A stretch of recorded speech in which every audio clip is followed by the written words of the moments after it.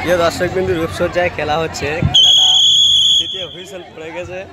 তৃতীয় হুইসেল পড়ে গিয়েছে, সবাই মাঠে প্রবেশ করে যাও। মাঠ অন্ধকার হয়ে আছে বাবু, সাউন্ড সিস্টেমের আলোর ব্যবস্থা করতে হবে। মাঠ পিছনে একেবারে অন্ধকার, দেখাই যায় না। আপনারা মনে মনে করছেন আমরা দেখতে পাচ্ছি, কিন্তু পিছনে একেবারে কিছু দেখা যাচ্ছে না। হ্যালো, যারা মানে ভাই বলবো মাঠে আলোটা একটু বাড়িয়ে দাও না তো, এখন একটা এখনো সময় আছে, হেলমেট দিয়ে দাও। আমাদের এদিকে দেখুন, মমিনপুরের পচা লাশ সেজেছে একজন ভাই। মমিনপুরে অ্যাক্সিডেন্টাল করে কিছু কেস হলে তাদের মমিনপুরে নিয়ে যাওয়া হয় পোস্টমর্টম করতে। সেই যে পচা লাশ মমিনপুরে যে ঘরের মধ্যে রাখা হয়, বিভৎস একটা দৃশ্য আর কি। সেই দৃশ্য একজন মমিনগুলো সেখানকার যে লাশ থাকে আর কি, মানে মৃতদেহগুলো মানে পচে কিরকম ফুলে যায়, তার একটা দৃশ্য এখানে একদম সেজেছে। আমি বিচারক মানে খুব দুর্গন্ধ বেরোচ্ছে, মানুষের মরার দুর্গন্ধ বার হচ্ছে। একটু দেখে নেবেন, বিচারক মন্ডলের দৃষ্টি আকর্ষণ করবো। আপনারা মাঠের পরের পচা লাশ একটু ভালো করে দেখে নেবেন। মাঠের পূর্ববঙ্গে এখানে দেখুন ডিজিটাল ঢেঁকি, এখানে সেজেছে ডিজিটাল ঢেঁকি। এখনকার সময় যারা পড়ুয়া মানে 7, 8, 9 তারা কিন্তু ঢেঁকি দেখেনি। আমাদের ডিজিটাল ঢেঁকি খুব সুন্দর। দেখুন ডিজিটাল ঢেঁকি কিভাবে আগেকার দিনে মায়েরা মানে ধান ভাঙতো ঢেঁকির সাহায্যে। আমি আমন্ত্রণ জানাবো আমাদের মাননীয় ডিজিটাল ঢেঁকি। ডিজিটাল ঢেঁকি আপনারা দেখতে পাচ্ছেন, এটা ডিজিটাল ঢেঁকি।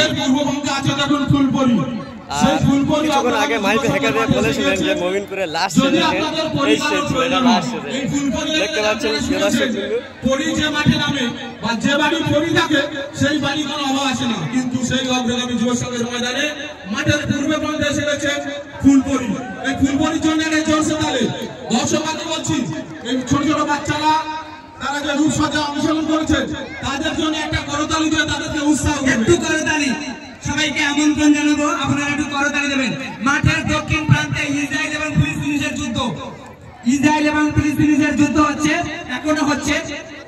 ইসরায়েল এবং ফিলিস্তিনি সেই যুদ্ধের একটা দৃশ্য এখানে উপস্থাপন করেছে কয়েকজন ভাইরা এবং বাচ্চারা। বাচ্চারা তুমি এদিকে দূরে সরে যাও, সবাইকে দেখার সুযোগ করে দাও, সবাইকে দেখার সুযোগ করে দাও। যে এই কিছুক্ষণ আগে হেসে বলেছে, হেঁকে বললো যে ফিলিস্তিনের জয়লাল কিন্তু তলোয়ার ধরে আছে, হুকুম পাওয়ার সাথে সাথে কিন্তু একদম দ্বিখণ্ডিত করে ফিলিস্তিনের ঘটনা, এটা রূপসজ্জায় সেজে দেখিয়েছে, দেখতে পাচ্ছেন। আমি বিচারকদের দৃষ্টি আকর্ষণ করব, আপনারা ভিডিওটা দেখে অবশ্যই শেয়ার করবেন, ক্যান্ডিডেটগুলো রয়েছে আপনারা ফিলিস্তিনের জন্য। এদিকে গ্রিক দেবতা অ্যাটলাস, আপনারা জানেন যে গ্রিক ধর্মাবলম্বী যে সকল মানে সম্প্রদায় রয়েছে তারা মনে করেন যে এই টোটাল বিশ্ব ব্রহ্মাণ্ড দেবতা অ্যাটলাস ধরে রেখেছে।